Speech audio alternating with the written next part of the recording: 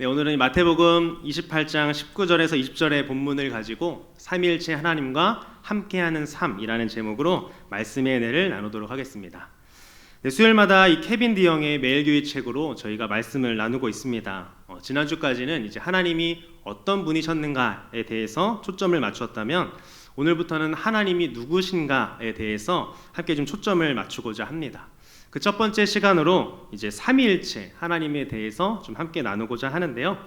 짧은 영상을 하나 제가 준비를 했습니다. 삼위일체 하면 생각나는 늘 영상이었거든요. 다 함께 1분짜리니까 한번 보시도록 하겠습니다.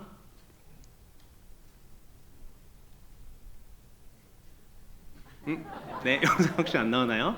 네, 제가 힘들게 추출해가지고 준비를 했는데 잘 안 나오나 보네요. 네, 그러면 제가 이제 그냥 설명을 해드릴게요. 그 어떤 아이가 이제 나와가지고 차에서 이제 조수석에 앉아서 운전하는 엄마를 향해서 이제 말을 하는 겁니다. 삼위일체 하나님에 대해서 이제 설명을 하거든요. 삼위일체 아이가 이제 똑부러지게 설명을 하는데 이걸 이제 제가 말로 하기보다 영상으로 좀 보여드려야 되는데. 나옵니다. 하나님 성령님이 딱 세 가지 분이 있는데 그 세 가지 분은 한 명이야. 근데 그건 이해하는 게 아니라 믿는 거야. 믿는 거야. 잘 봐. 메이크업도 꽃잎이 세 개가 합쳐져 있는데 하나에 그렇게 돼 있잖아. 그런 것처럼 예수님, 성령님, 하나님도 한 명인 거야. 엄마들이 우리 낳았잖아. 그래서 우리가 태어났지. 그때 나 누구야? 나 우리 엄마 아야? 진짜 낳았어 막 이런 게 아니지. 이건 내 엄마야. 이럴 수 있지. 그것처럼 믿는 거야. 호랑이를 우리 눈으로 지금까지 못 봤지만 호랑이가 있다고 우리가 믿잖아. 그것처럼. 그리고 예수님은 눈에 안 보이지만 예수님 있다고 우리 믿잖아. 그런 것처럼 믿는 거지. 이제 좀 알겠지? 예수님. 여러분 아시겠죠? 거봐요. 제가 말하는 것보다 영상 보는 게 확실합니다. 그죠? 네, 제가 늘 삼위일체 생각하면 생각나는 영상인데요. 이 아이 말고도 남자인데 정말 똑부러진 아이가 한 명 있긴 합니다. 여러분들 영상 보시면서 아마 너무나도 똑부러지다 아마 생각 드셨을 겁니다. 근데 저도 그렇게 생각이 들었거든요. 근데 이제 아이가 설명한 부분에서 조금 이제 수정할 내용도 있지만 아이가 강조한 것이 뭡니까? 삼위일체 이해하는 것이 아니고 믿는 거야. 사실 이 한마디면 오늘 설교 끝입니다. 근데 이제 조금 더 여러분에게 설명을 해드려야겠죠. 여러분도 믿으십니까? 아멘. 제 딸도 저렇게 좀 똑부러지게 설명하는 그런 은혜가 있기를 바랍니다. 삼위일체 교리는요, 하나님의 자녀들에게 너무나도 중요한 교리입니다. 왜 중요하냐면 이단들을 분별할 때 이 삼위일체 교리가 매우 유용하기 때문입니다. 이단의 90% 이상이요, 이 삼위일체 교리에서 구별이 된다고 합니다. 근데 문제가 뭡니까? 이 삼위일체 교리에 대해서 우리가 교회 다니면 듣기는 듣고 어느 정도 아는 것 같긴 한데 설명해보라고 하면 조금 어렵습니다. 명확하지가 않죠. 그래서 이 삼위일체에 대한 잘못된 이해들이 좀 나오는데요. 영상 속 아이도 이 네이클로버 이야기를 했는데 삼위일체의 잘못된 이해 중 하나 대표적인 것이 바로 양태론이라는 겁니다.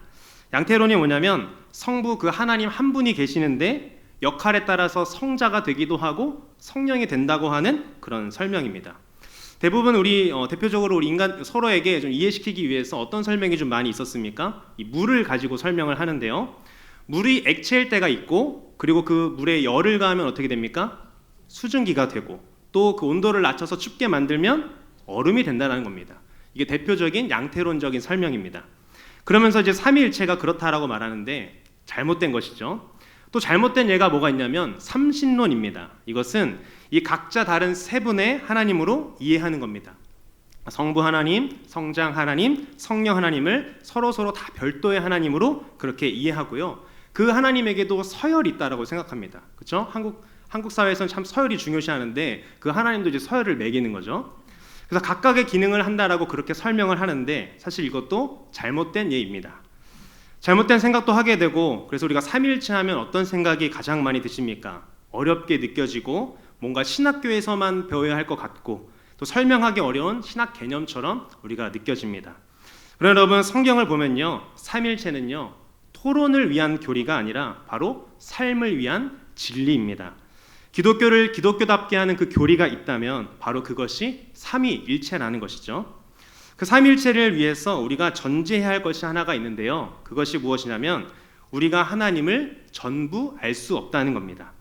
우리의 시력이 2.0이라도요 더 멀리 있는 것을 볼 수 없듯이 한계가 있는 인간이 하나님을 이해한다라는 것은 불가능하다는 겁니다. 그래서 사람들 우리가 전도할 때 이런 말 많이 듣습니다. 하나님을 보여주면 믿겠다. 내가 머릿속으로 그 하나님이 이해되면 믿겠다라는 말을 참 많이 하는데요. 인간이면 할 수가 없습니다. 인간의 지성과 또 이성과 노력으로는 하나님을 알 수 없다라는 거죠. 우리는 삼일체를 이해하면서 이것을 전제해야 하는 것입니다. 삼일체 교리는 이 기독교 신앙의 중심 교리입니다. 그래서 이 교리가 무너지면 기독교 전체가 무너지게 되죠. 그래서 초대교회는요, 이 진리를 지키기 위해서 치열하게 싸웠습니다. 대표적으로 알렉산드리아의 주교였던 아타나시우스는요, 이 그리스도의 신성을 부인했던 이단인 이 아리우스와 맞서서 이렇게 말을 했습니다. 아들은 아버지와 동일 본질이다. 그리고 또한 니케아 공회에서는요, 교회는 예수 그리스도가 참 하나님이심을 선언을 했습니다. 그리고 또 웨스트민스터 신앙 고백도요, 이렇게 말하고 있습니다. 하나님의 단일한 신성 안에 영원하고 본질과 능력이 동일한 삼위 하나님, 곧 아버지와 아들과 성령이 계신다. 사실 이 성경의 삼일체라는 용어는요, 단어는 나오지 않습니다. 그러나 성경의 삼일체 교리를 말하는 구절들이 참 많이 있는데요. 그 중에 대표적인 것이 오늘 함께 읽었던 본문 말씀, 마태복음 말씀이고, 그리고 민수기 6장에 나오는 그 제사장 축복의 말씀, 그리고 우리가 축도로 많이 알고 있는 고린도후서 13장 13절의 말씀이 있습니다. 이것들을 종합해서 이 정통 신학에서는 삼일체를 이렇게 설명을 하고 있습니다. 하나님은 한 분이며 아버지와 아들과 성령이 동일한 본질을 가지신다. 세 위격은 동일 본체이고 상호 내재하며 서로 동등하고 함께 영원하시다. 세 위격은 위격적 특성에서 구분될 수는 있지만 권위나 지위나 능력이나 영광이 서로 다르지 않으신다. 이것들 우리가 다 외우면서 설명할 수는 없겠죠. 그래서 오늘 여러분들이 말씀을 들으시면서 하나님이 주신 그 깨달음을 가지고 한번 여러분들이 정리해 보셨으면 좋겠습니다. 오늘 본문이 예수님의 부활하신 후에 주신 명령도요, 그 마지막 명령 안에 삼위 하나님이 다 담겨져 있습니다. 우리 19절 말씀 함께 읽어보겠습니다. 그러므로 너희는 가서 모든 민족을 제자로 삼아 아버지와 아들과 성령의 이름으로 세례를 베풀고. 아멘. 어디에 담겨 있습니까? 아버지와 아들과 성령의 이름으로 세례를 베풀라고 말합니다. 예수님의 마지막 이 명령을 보면요, 이 삼일체는 토론을 위한 그 교리가 아니라 우리가 누구의 이름 안에 들어가 사는가를 보여주는 바로 선언입니다. 삼일체 교리는 그리스도인들을요 좌절시키기 위한 교리가 아니라 오히려 우리의 헌신과 기쁨에 그 깊이를 더하기 위한 교리라는 겁니다. 바라기는 오늘 말씀을 통해서 이 삼위일체 하나님과 함께하는 삶이 무엇인지 여러분들과 함께 세 가지로 나누기 원합니다. 삼위일체 하나님과 함께하는 삶 첫 번째는요, 삼위일체 하나님의 이름 안에 사는 삶입니다. 19절에 보면 예수님이 그 지상 명령을 주시면서 이름들이라고 하지 않으시고요, 이름이라고 하는 단수를 사용하셨습니다. 아버지와 아들과 성령의 이름들이 아니라 이 이름이라고 하신 거죠. 이것을 통해서 우리는 아버지, 아들, 성령은 구별되지만 본질은 하나임을 알 수가 있습니다. 세 분이 따로 존재하는 신이 아니라 한 본질의 하나님이심을 우리가 알 수 있다는 거죠. 그러니까 스스로 존재하는 세 인격이시지만 동일한 본질을 갖고 있다는 겁니다. 여기서 동일한 본질이라는 것은요, 하나님의 비공유적 속성을 말하는 겁니다. 유일하신 하나님, 스스로 존재하시는 하나님, 어디서나 모든 곳에 다 편재하시는 하나님, 그리고 영원하신 하나님 등 인간과 교류할 수 없는, 나눌 수 없는 하나님만이 가지고 계시는 비공유적 속성을 바로 이 동일한 본질이라고 말하는 겁니다. 중요한 것은 무엇입니까? 우리가 그 이름 안에 들어간 사람들이라는 겁니다. 아버지와 아들과 성령의 이름으로 세례를 받았기 때문입니다. 여러분, 세례가 무엇입니까? 세례는 단순한 어떤 의식이 아니라 바로 소속의 선언입니다. 삼일체 하나님의 그 이름으로 우리가 세례를 받으면서 이제는 이 세상에 속한 자가 아니라 삼일체 하나님께 속한 자라는 것입니다. 우리는 이게 약식으로 이제 머리에 물만 뿌리는데요, 침례교는 정말 이제 물에 들어갔다가 나옵니다. 그 의미가 무엇입니까? 예수님을 알기 이전의 모든 삶은 이제 죽었고 이제 너는 다시 예수 그리스도로 산다라는 것을 보여줍니다. 또한 우리는 주일마다 설교 이후에 축도를 받습니다. 축도를 통해서 얻는 유익이 무엇입니까? 삼일체 하나님이 성도의 삶을 주관하시고 함께해 주셔서 새롭게 살아갈 그 한 주의 삶 가운데 사탄의 공격을 막아주시고 또 챙겨주시는 그 하나님의 은혜와 복입니다. 그래서 삼일체는 이 신학적 개념 이전에 예수님의 명령 속에 담긴 이 복음의 구조입니다. 우리는 성부 하나님의 자녀이며 또 성자 예수님이 피로 값주고 사신 백성이고 또 성령이 거하시는 성전인 것입니다. 여러분, 정체성이 바뀌면 인생이 달라집니다. 세상에 속한 자가 아니라 삼위일체 그 하나님의 이름 안에 거하는 것을 믿는 삶, 그것이 바로 이 그리스도인의 정체성이라는 것입니다. 여러분은 요즘 자신을 또 어떻게 규정하고 계십니까? 실패하는 사람, 또 삶에 지친 사람, 늘 똑같은 문제에 넘어지는 사람 등등 아마 여러분의 언어로 규정하고 계실지도 모르겠습니다. 그렇지만 그 모든 것들은 아닌 줄 믿습니다. 우리는 삼위일체 하나님의 이름 안에 속한 사람들입니다. 그래서 정체성이 흔들리면 삶이 흔들립니다. 그러나 정체성이 분명하면 상황이 흔들려도 무너지지 않습니다. 그러기 여러분의 정체성이 흔들린다 생각되실 때 선포하셨으면 좋겠습니다. 제가 섬겼던 교회의 담임 목사님은 매일 아침마다 이 고백을 하셨다라고 합니다. 아침에 일어나자마자 바로 이 고백을 하신다고 합니다. 그 고백은 바로 이 베드로의 고백입니다. 마태복음 16장 16절 말씀인데요. 주는 그리스도시요 살아계신 하나님의 아들이시니이다 라는 고백을 매일 아침마다 일어나면서 고백하신다라는 겁니다. 목사님께서 왜 그 고백을 하셨을까요? 자신의 정체성을 늘 기억하기 위해 아침마다 일어나서 그렇게 고백하셨다고 합니다.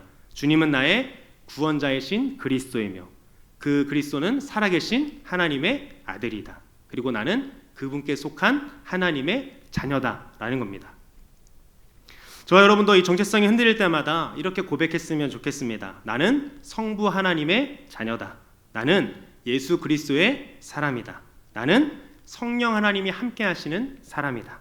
이렇게 고백하며 흔들리지 않는 그 정체성으로 삼위일체 하나님의 이름 안에 거하는 저와 여러분 되기를 간절히 소망합니다. 두 번째로 삼위일체 하나님과 함께하는 삶은요, 삼위일체 하나님이 지금도 함께 일하고 계심을 믿는 삶입니다.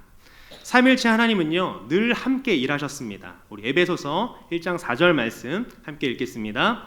곧 창세전에 그리스도 안에서 우리를 택하사 우리로 사랑 안에서 그 앞에 거룩하고 흠이 없게 하시려고. 아멘.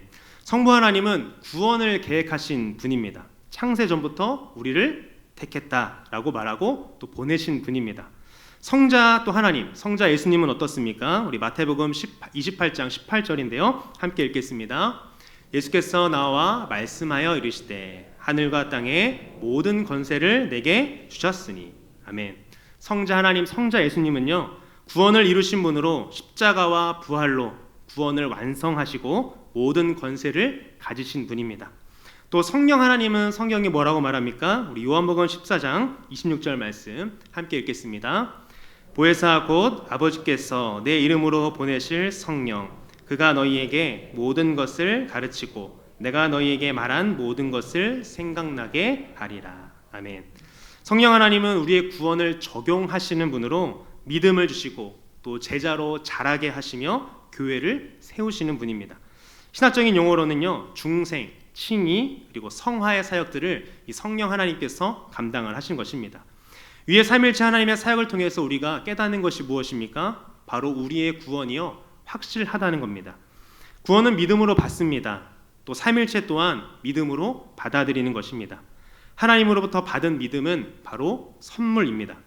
우리의 노력으로는 알 수 없지만 하나님이 계시해 주시는 것입니다. 부인할 수 없는 증거죠. 본문 19절에서는 예수님의 그 명령이 담겨져 있지만 20절에서는 약속의 말씀을 우리에게 주고 계십니다. 우리 20절 말씀 함께 읽겠습니다. 내가 너희에게 분부한 모든 것을 가르쳐 지키게 하라.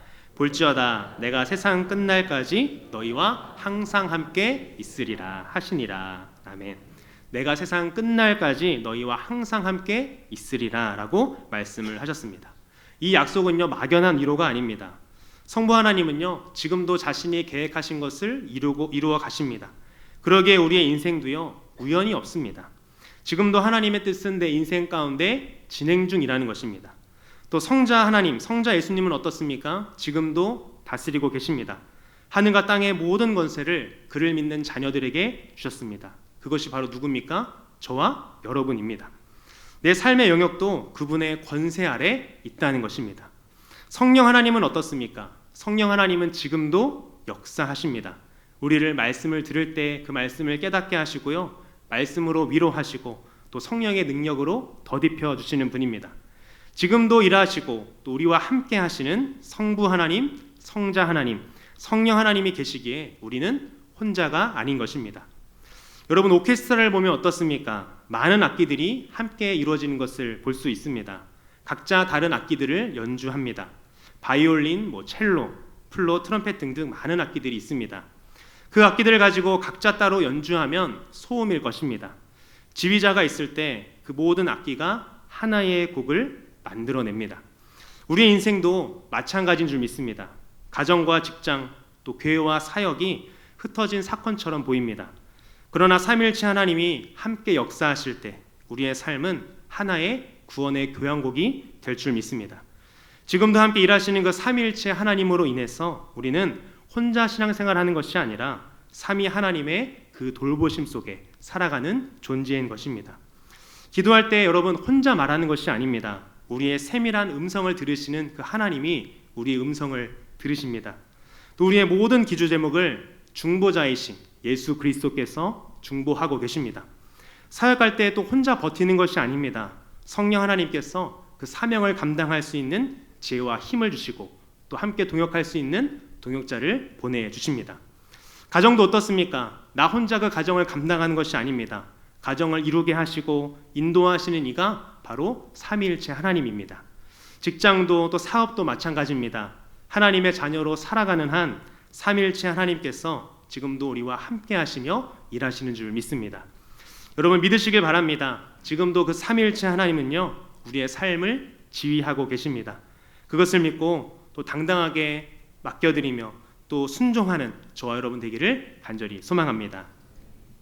네, 삼위일체 하나님과 함께하는 삶 세 번째는요, 삼위일체 하나님이 사명 속에서도 함께 하심을 믿는 삶입니다. 지상명령에는 어떤 내용들이 담겨져 있습니까? 가라, 또 제자를 삼으라, 그리고 가르쳐 지키게 하라라고 하는 이 부담스러운 명령들이 있습니다. 그러나 주님은 사명을 말씀하신 뒤에 내가 항상 함께 하겠다라고 말씀을 하셨습니다. 사명을 그 감당하는 자들에게 함께 하신다라고 말씀하신 것입니다. 예수님의 함께 하심은 곧 성령을 통한 임재입니다. 요한복음 14장에서는 이렇게 말을 하고 있는데요. 우리 16절 말씀 함께 읽겠습니다. 내가 아버지께 구하겠으니 그가 또 다른 보혜사를 너희에게 주사 영원토록 너희와 함께 있게 하리니. 아멘. 보혜사가 무엇입니까? 바로 그 성령 하나님을 말합니다. 예수님은 자신이 너희를 떠나가는 것이 유일하고 말씀하시면서 보혜사 성령 하나님이 너희와 영원토록 함께 할 거라고 말씀을 하셨습니다. 그래서 지사명령은요 부담이 아니라 바로 임마누엘의 약속인 것입니다. 사명은 능력 있는 사람이 주님께서 주신 그 사명을 감당하는 것이 아니라 누가 감당하는 것입니까? 동행하시는 그 하나님을 믿는 사람이 그 사명을 감당하는 것입니다. 삼위일체 하나님인 그 성부와 성자와 성령을 동일 본질이라고 말합니다. 그것이 가능한 이유가 무엇입니까? 바로 하나님이 사랑이시기 때문입니다. 세 분 하나님이 존재하시는 그 양식이요 바로 사랑인 것입니다. 그래서 사랑 안에서 서로 그 삼위 하나님께서 교통을 하십니다. 완전한 사랑의 연합 안에 거하시는 것이죠. 사명을 감당하는 자들에게도 무엇이 필요한 것입니까? 삼위일체 하나님이 나누시고 함께 사역하셨던 그 사랑이 필요한 것입니다. 그것을 가지고 관계 가운데 살아가며 주님께서 주신 그 사명을 감당하는 것이 바로 하나님의 자녀인 것입니다. 그래서 고린도전서 13장에서는요 사랑이 없으면 아무것도 아니라고 말합니다. 주님을 향한 사랑을 가지고 동행하시는 그 하나님을 믿는 자가 주님이 맡기신 사명을 감당하게 되는 것입니다. 하나님께서 우리에게 주신 그 사역도 또 사업도 직장도 또 가정도 공동체도 다 사명인 줄 믿습니다. 혹시 지금 지쳐 계십니까? 내가 이것을 왜 하고 있지 생각하고 계십니까? 걱정하지 마시기 바랍니다. 삼위일체 하나님은 우리의 그 사명 현장에 먼저 가 계신 줄 믿습니다. 사명은 능력 있는 사람이 감당하는 것이 아니라 동행하시는 그 하나님을 믿는 사람이 감당하는 것입니다. 주님의 양식인 그 사랑 안에서 주님과 교제하며 사명을 감당하는 저 여러분 되기를 간절히 소망합니다. 또한 바라기는 우리 해운대제일교회가 그 삼일체 하나님을 반영하는 공동체가 되었으면 좋겠습니다. 삼일체 하나님께서 사랑으로 완전한 연합을 누리셨던 것처럼 우리 해운대제일교회 모든 공동체와 그 지체들이 하나님의 사랑으로 그 관계 가운데 사랑으로 연합을 누리기를 원합니다. 주님의 그 인도하심과 먼저 앞서가 계시는 그 은혜를 경험하는 저와 여러분 되기를 간절히 소망합니다. 말씀을 맺겠습니다. 사랑하는 해운대제일교회 성도 여러분, 삼일체는요 설명하기 위한 교리가 아니라 바로 지켜야 할 복음의 울타리입니다. 구원의 구조이며 또 교회의 기초이며 우리의 삶의 능력입니다. 정체성의 문제고 하나님과 동행하는지의 문제고 사명의 문제입니다. 하나님 아버지의 그 사랑 안에서 또 예수 그리스도의 그 은혜 안에서 성령의 교통하심 안에서 우리는 사명자로 살아가는 것입니다. 그래야 삼위일체는요 머리로 이해하는 것이 아니라 삶으로 누리는 은혜입니다. 기억하시기 바랍니다. 삼위일체를 그 믿는 자들에게 성부의 사랑이 붙들고 성자의 은혜가 덮을 것이고 성령의 능력이 채워질 줄 믿습니다. 그때 우리의 삶은요 두려움이 아니라 확신으로, 외로움이 아니라 동행으로, 의무가 아니라 기쁨으로 바뀌게 될 것입니다. 우리의 고백 속에 이 고백이 항상 있었으면 좋겠습니다. 나는 삼위일체 하나님의 이름 안에 있다. 나는 혼자가 아니다. 삼위일체 하나님이 지금도 나와 함께 하신다. 사명 속에 동행하시는 하나님과 내가 함께 살아가는 것이다. 이렇게 고백하는 저와 우리 해운대제일교회 모든 성도들 되시기를 예수님의 이름으로 축복합니다. 우리 함께